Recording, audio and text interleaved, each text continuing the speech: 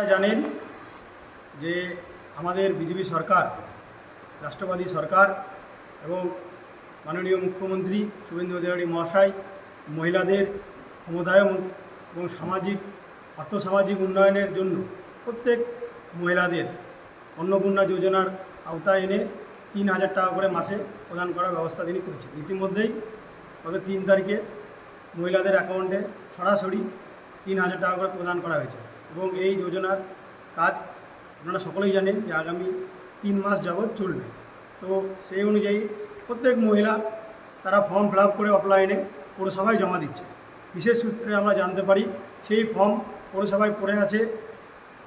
আমাদের যে চেয়ারম্যান, বর্তমানে তৃণমূলের যিনি চেয়ারম্যান, তিনি প্রত্যেকটা পৌরসভার স্টাফদেরকে ধমকাচ্ছেন, ভয় দেখাচ্ছেন যাতে সেই ফর্ম ডাটা এন্ট্রি করে আপলোড না করা হয়।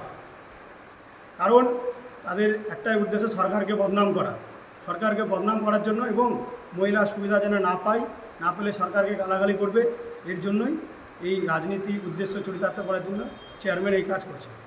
আপনি বলছেন যে চেয়ারম্যান স্টাফদেরকে ধমকিয়ে ফর্মগুলো ফিল আপ জমা দিতে বাধা দিচ্ছে, এ ব্যাপারে আপনাদের তো কাউন্সিলর আছে, তারা কি কোনো পদক্ষেপ গ্রহণ করেছে?